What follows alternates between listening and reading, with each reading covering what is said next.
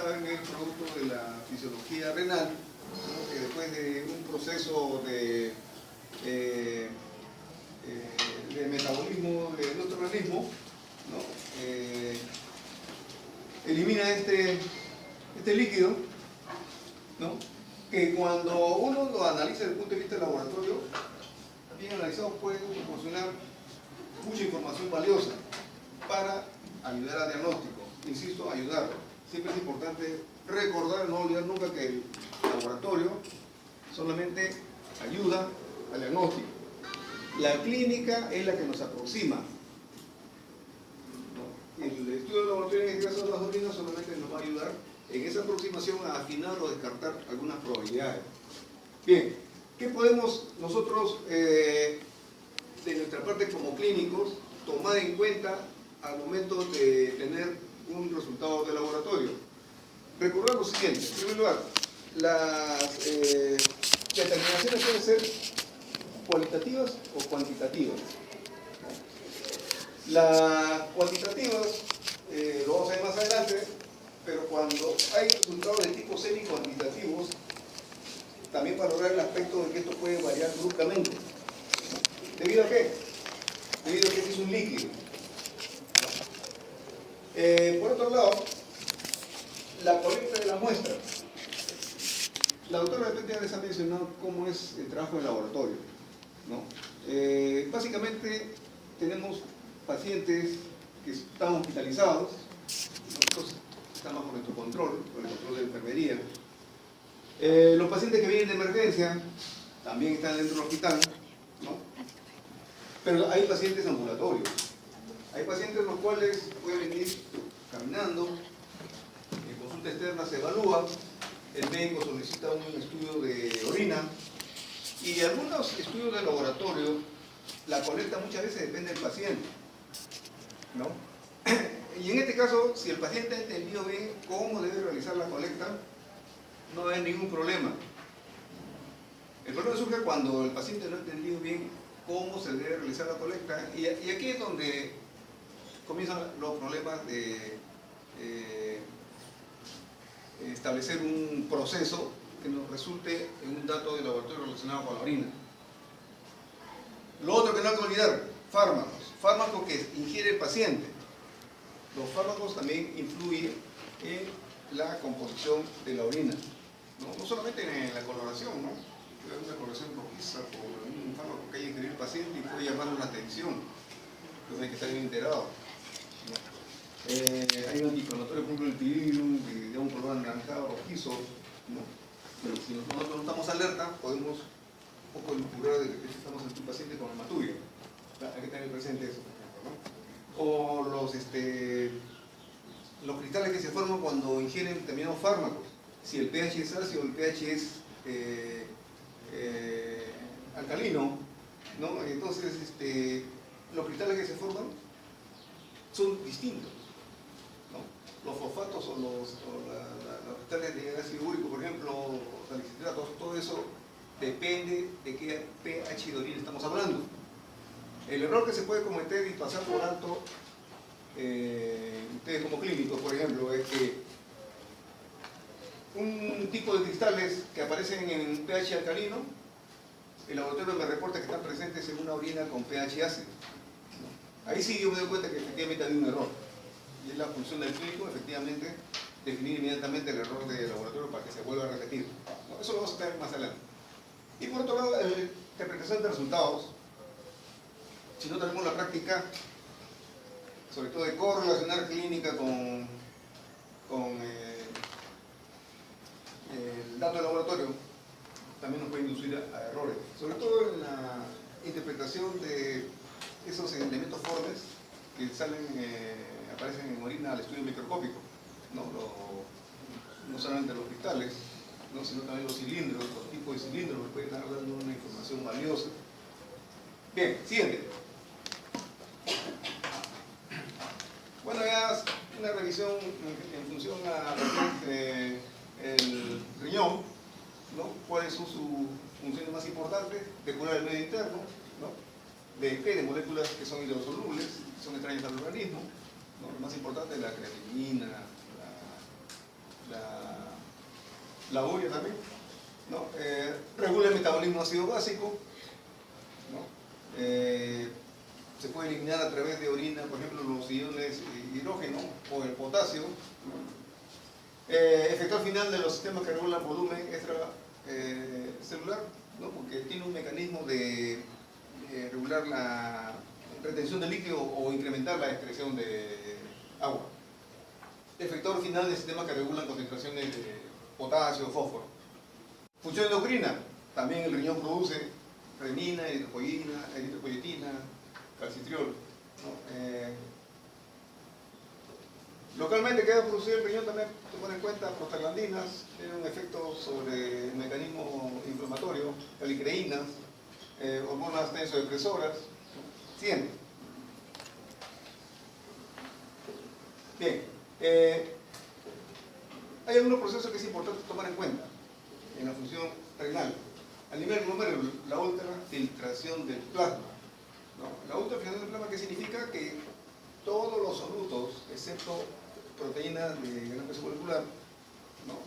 Albúminas son retenidos, pero el resto son filtrados a través del glomérulo para posteriormente ir en el túbulo contorneado proximal y distal a un proceso de reabsorción tubular, ¿no?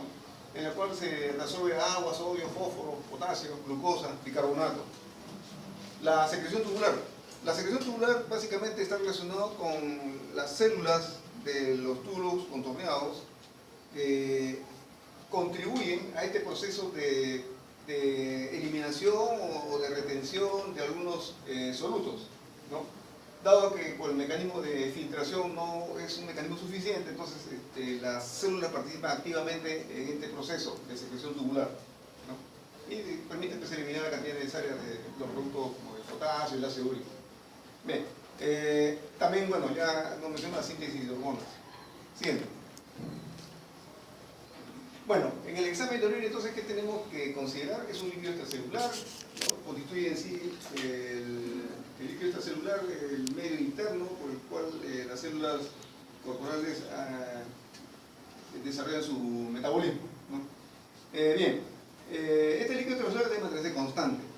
Entonces, el riñón y también los pulmones mantienen este equilibrio, ¿no? De mantenerlo dentro de límites constantes a través de las concentraciones de oxígeno 0,2 para el pulmón y de los riñones a través de los solutos que fueron parte del medio interno.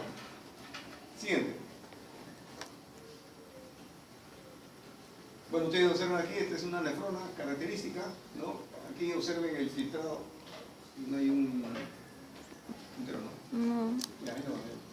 Acá es un filtrado isotónico, o sea, que significa que tiene la misma molaridad que el plasma, ¿no?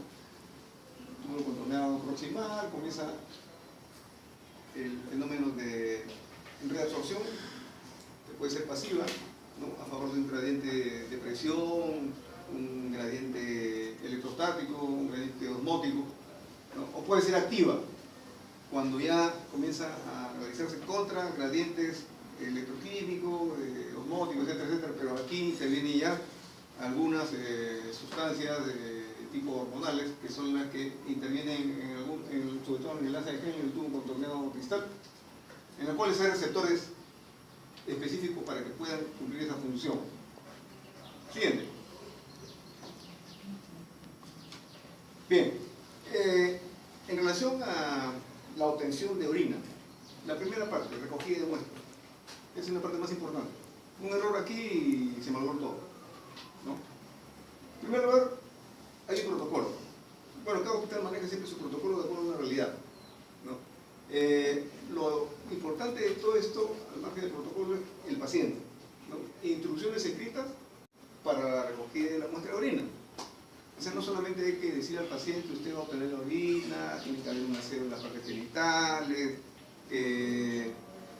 al momento de la admisión debe ser de la primera hora de la orina, ¿no? Todas esas condiciones y consideraciones hay que explicar al paciente, pero también hay que escribir. Y yo particularmente, después de explicar al paciente, le digo, a ver, dígame lo que ha entendido, ¿no? Y ahí es donde conversando uno se da cuenta qué puntos hay que reforzar. Esto es importante, mire, mencionarlo porque hay una tendencia ahora en los hospitales, ¿no? Cuando hablan de la productividad, ¿no? Y a veces hay un malentendido en eso. Se lo menciono esto porque realmente es un mal generalizado. No es una cosa que sucede en un solo hospital, en unos cuantos hospitales, prácticamente en América Latina. Cuando se han traído estos criterios de producción, de reingeniería de procesos, parece que la cabeza, los cerebros que han diseñado esto lo han entendido mal. ¿Y qué sucede? Comienzan a aplicar unos protocolos en los cuales, por ejemplo, se dice la atención al paciente debe ser un promedio de 5 a 15 minutos, ¿no? Establece un rango. Entonces, cuando uno se excede, dice hay poca productividad, está demorando mucho con el paciente, las consecuencias es esta, por ejemplo, que el paciente uno no puede asegurar si efectivamente entendió lo que uno le está transmitiendo, ¿no? ¿Y cuál es el efecto multiplicador? La muestra está en malas condiciones. Como está en malas condiciones, se procesa en malas condiciones, el resultado no es fiable.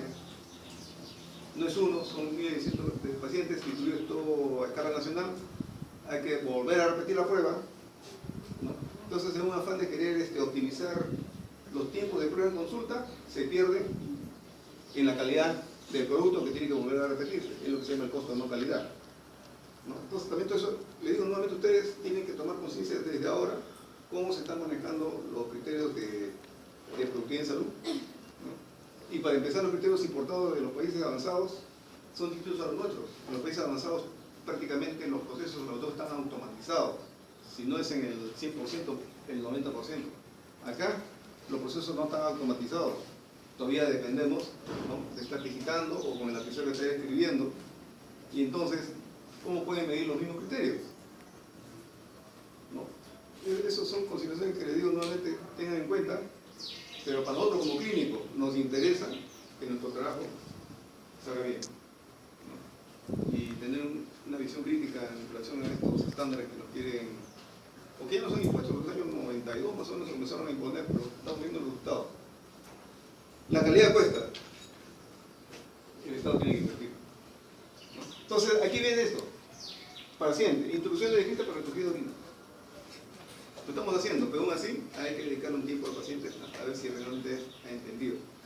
Felizmente van apareciendo también otras pruebas de laboratorio que van omitiendo ya la participación del paciente en la recogida de muestras, ¿no? Es una variable que, como no podemos controlarla y está sujeta a muchas variabilidades, incluso de la calidad, nuevamente insisto, entonces se está tratando de omitir que el paciente intervenga.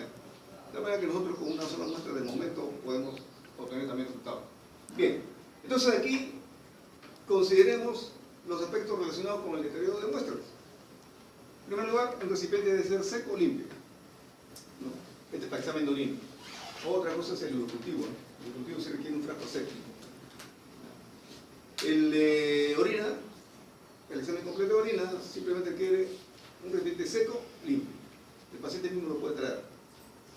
Hubo una época en que se decía así, le decían al paciente, ¿sabe que hay un frasco pequeño?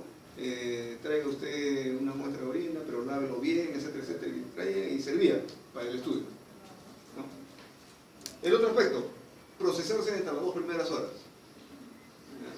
Entonces también decirle al paciente ambulatorio sobre todo, ¿no? Si usted lo han citado para las 7 de la mañana, que tome la muestra de sangre, más la entrega de la muestra de orina, por lo menos usted a las 6 de la mañana ya debe haber colectado la muestra. De esta manera que mientras ponga su cola y entra el procesamiento de muestra ya están las 2 primeras horas, ¿no? Si por algún motivo, paciente en provincia se da esto, las muestras tienen que ser enviadas a otro centro de referencia, es conveniente replicar la muestra. También. O a veces los pacientes dicen, doctor, yo vivo lejos, no sé cuánto, que tengo que caminar en una trocha, etcétera, etcétera, y ya, entonces usted colecta la muestra y refrigérela hasta que ya emprende el viaje hacia el hospital. Bien. Temperatura ambiental por varias horas, bueno, los elementos formes se van a alterar, comienzan a aparecer cilindros granulosos. Bien, para los análisis rutinarios, ¿de qué tipo de análisis nos puede proporcionar una muestra de orina? En primer lugar, para un estudio bioquímico microscópico, recordar la primera micción es importante. ¿Ya? O sea, de las 6 de la mañana el paciente se levanta, se le dice bien claro, hace la colecta de la orina, pero sobre todo, ¿no?, hay que aplicar este criterio de, por lo menos, eliminar la mayor cantidad de patógenos que están en la superficie, ¿no?, que son la flora natural, pero que pueden influir en el estudio del laboratorio. Entonces, digamos, el chorro de orina se divide en 3 partes: la fase de inicio, el intermedio y el final. Bueno, se lisa al paciente, el chorro de inicio elimina el inodoro, pero a partir del medio comienza la colecta. De 100 a 200 centímetros cúbicos es suficiente, ¿no? ¿Qué más? Orinas concentradas son mejor que las diluidas. Entonces, a veces el paciente también pregunta: mire, no puedo orinar, ¿puedo tomar agua? Cometemos un error. Sí, tome agua para que traiga buena cantidad. Ya lo estamos diluyendo la muestra. No, orina concentrada es mucho mejor. ¿Ya? Bien, por eso la orina de la primera de la mañana es la más concentrada. Siguiente. Bien, sigamos con la recogida de muestras. Para los análisis cuantitativos, la muestra puede ser de 24 horas, 12 horas, 2 horas. La muestra de 24 horas. Miren, o sea, si estamos hablando de muestra de 24 horas, ¿qué significa? Que el paciente se levanta a las 7 de la mañana, elimina esa orina de las 7 de la mañana y comienza a colectar de ahí en adelante hasta las 7 de la mañana del día siguiente. 24 horas. Esa es una muestra bien colectada. Pero insisto nuevamente, estamos sujetos a la acción del paciente, una variable que no vamos a poder controlar. Sin embargo, hay algunos cálculos como la depuración de creatinina o la proteinina de 24 horas que se hacen cálculos en función a esto. Y ya hay estudios en relación a que el cuadro clínico muchas veces no concuerda con la muestra que está el paciente y su cuadro clínico. Entonces aquí, ¿qué dice el paciente? Como saben, 24 horas, restringir ingestión de líquidos, evitar ingesta de alcohol, ingesta de fármacos. Pueden incluir ahí. Para el estudio bacteriológico, la muestra que es una emisión limpia, ¿no?, en la mitad de la micción, se plantea cuando el paciente está hospitalizado, ¿no?, la mejor manera es un empleo de sondas, ¿no?, o aspiración supracúbica de vejiga. Cuando se trata de cultivos bacteriológicos, esto hay que inmediatamente empezar a procesarlos, ¿no? El sembrado en medios adecuados es lo mandatorio en este caso. Si por algún motivo, también nuevamente insisto, problemas de transporte, etcétera, etcétera, va a haber una demora, la muestra hay que conservarla a 4 grados centígrados. Un refrigerador doméstico tiene esa temperatura, 4 grados centígrados. Lo importante es que no mezclamos pues, alimentos con muestras, ¿no? Eso también es importante, la bioseguridad. Siguiente. Bien. Miren, acá la orina de 24 horas, se empieza la micción, por ejemplo, a las 7 de la mañana, se descarta la muestra. Y de recién ahí empieza la colecta hasta la mañana del día siguiente, de 7 en punto. ¿Qué hay que registrar? Volumen. Esa es la parte más importante, volumen. Basta con que el paciente se olvidó y de repente a mediodía orinó en la calle, etcétera, etcétera, ya perdimos un volumen ahí, ¿no? Y luego, bueno, una vez colectada la muestra, llevarla pues, al laboratorio para su análisis.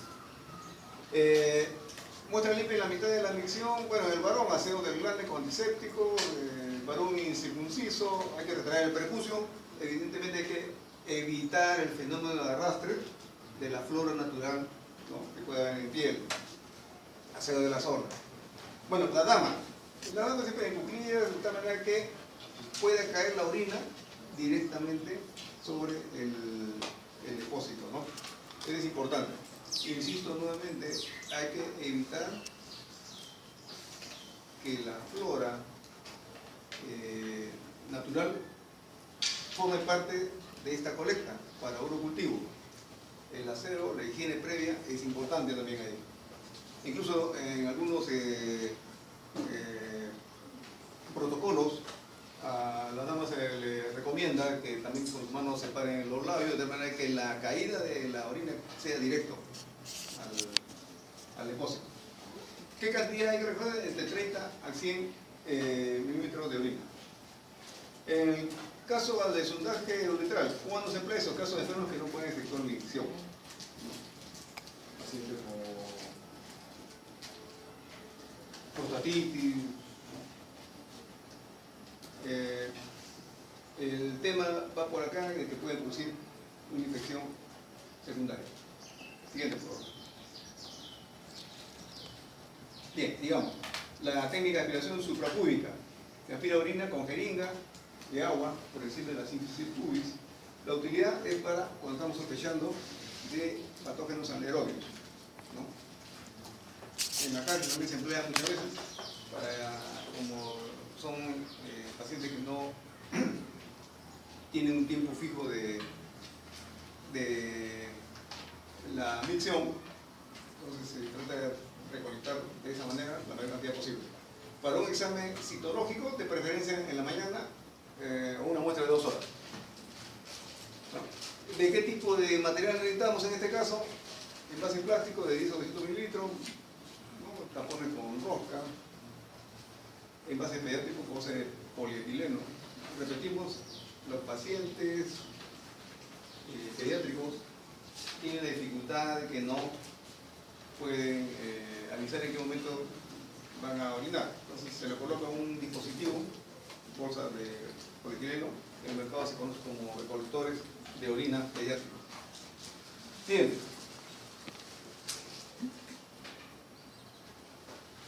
Bien, sigamos.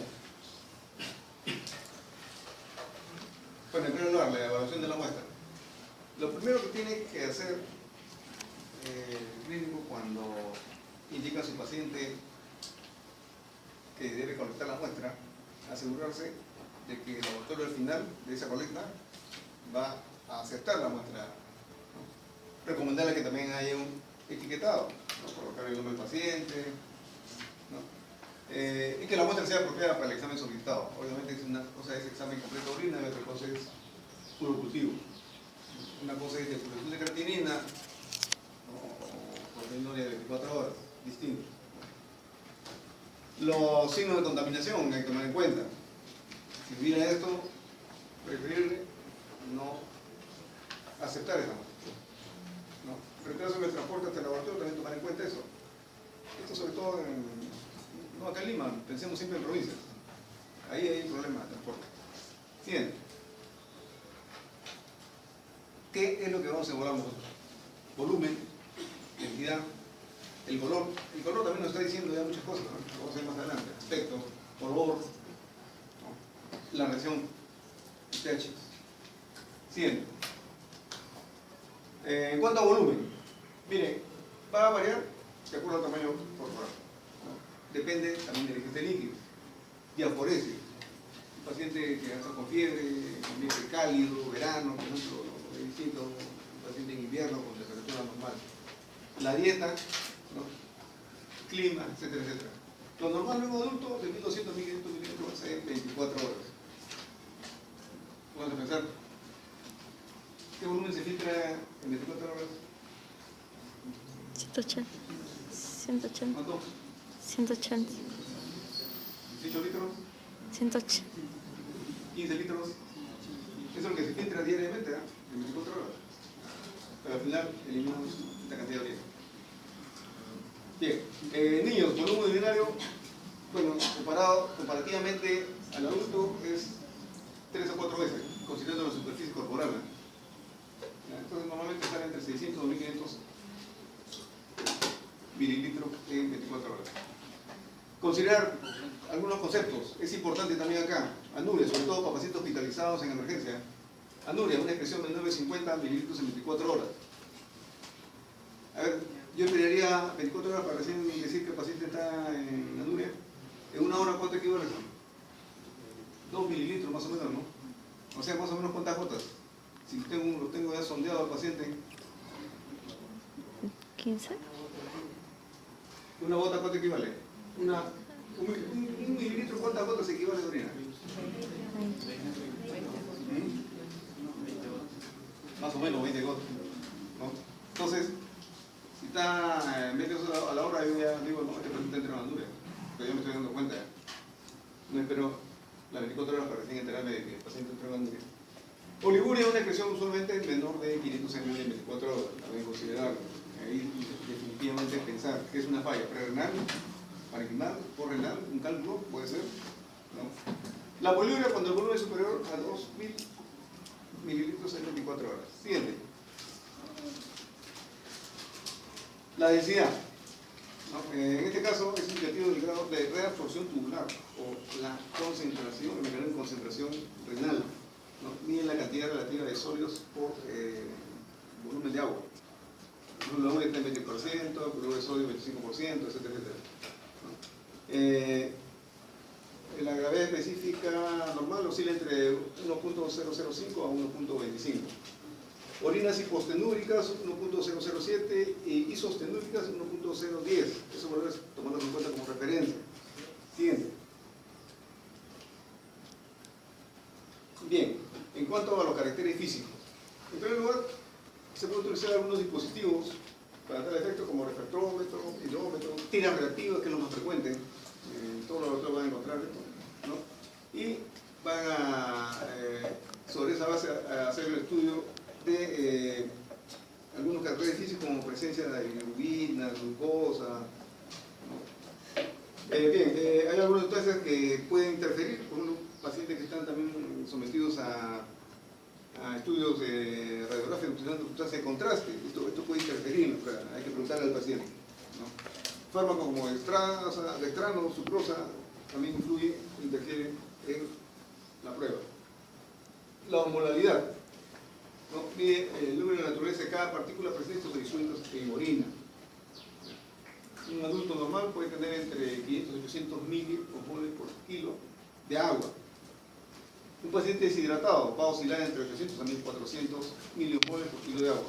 En cambio, cuando hay una diuresis por agua, 40 a 80 miliosmoles por kilo de agua. La osmolaridad es un valor mucho más exacto comparado con la densidad ordinaria. Pero esto también tiene que calcularse ya en laboratorio. Bien. Bueno, algunos resultados en relación a la osmolaridad.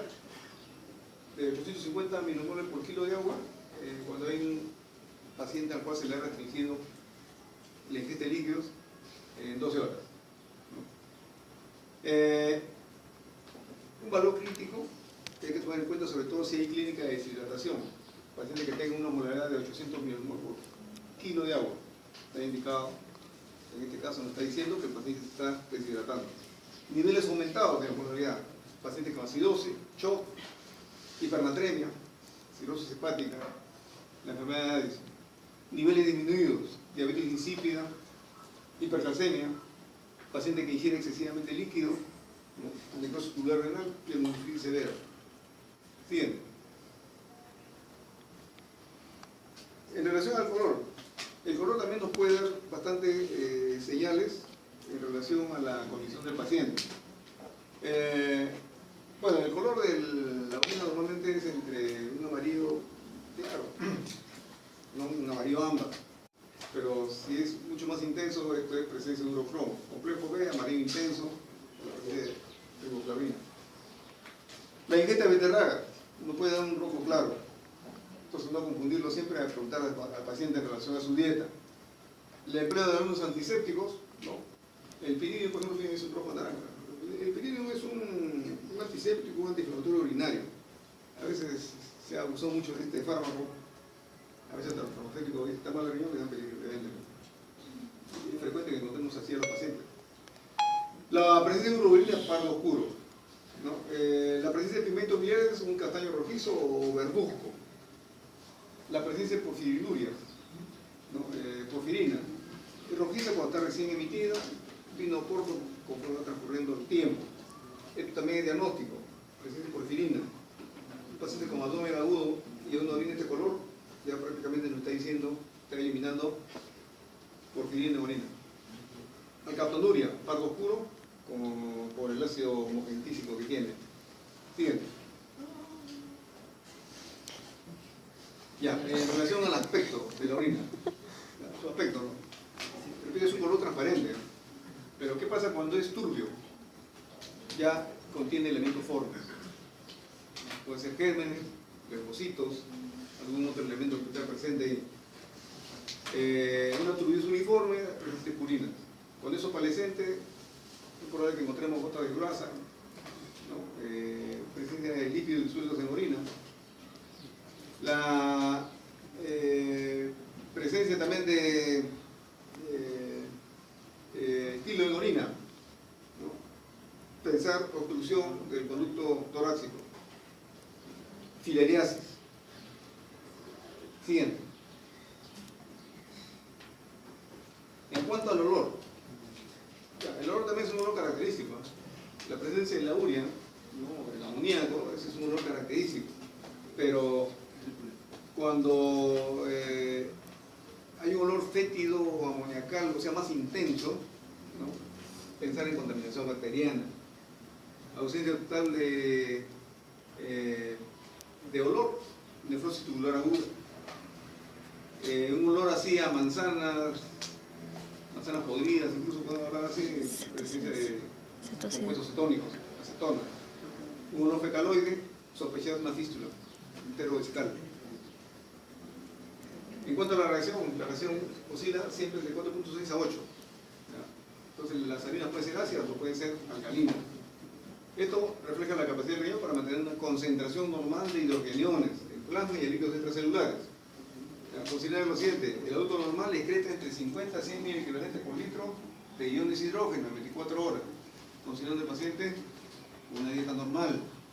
Entonces, esas condiciones nos van a dar la característica del pH, ácido o alcalino. Siguiente. Bien, aquí hay algunos cristales que podemos encontrar en una orina ácida. Son bien característicos, ¿no? Cristales de ácido úrico, miren, cristales de urato sódico, uratos amorfos, ¿no? Cristales de oxalato cálcico, de sulfamida, miren estos cristales así tipo agujas, ¿no? Cristales de cistina, tirosina.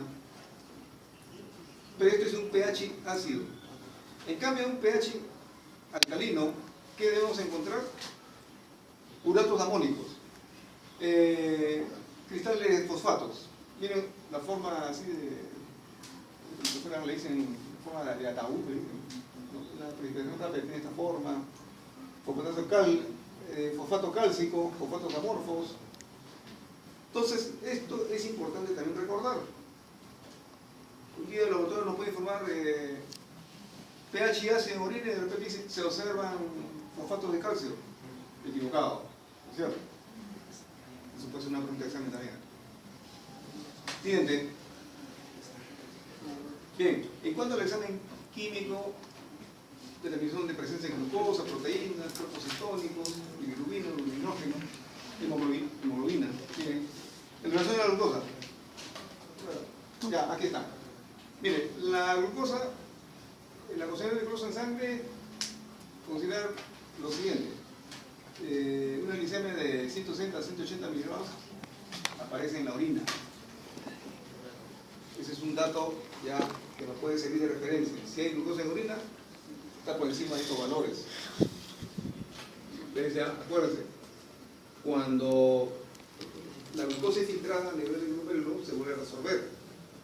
¿Pero por qué se resorbe? Porque hay proteínas transportadoras, ¿no es cierto? Entonces, cada molécula de glucosa que se une a esta proteína transportadora ingresa, ¿no?, al túbulo controlador proximal y no pasa nada. Pero ¿qué pasa con un paciente diabético? Hay tal cantidad de moléculas de glucosa que no es suficiente la cantidad de moléculas transportadoras. Ingresarán las que se unen a la proteína, nuevamente a la circulación, pero el resto es secretado junto con las orinas. Entonces lo que sucede, comienzan a aparecer, ¿no? Y esto es un indicador de que la glicemia está por estos valores, ¿no? Considera al paciente prediabético, ¿no? Glucosuria renal por inhibición de la reabsorción tubular, también puede haber un fenómeno ahí de bloqueo. Se apagó, no. ¿Qué pasó? En orina, ¿no? Entonces, esa característica de proteínas de muy bajo peso molecular que son filtradas son las que van a dar origen a los cilindros hialinos. Entonces, esa es la explicación de por qué hay presencia de cilindros hialinos. Cuando hay daño renal, ¿no? Entonces cuando primera sal.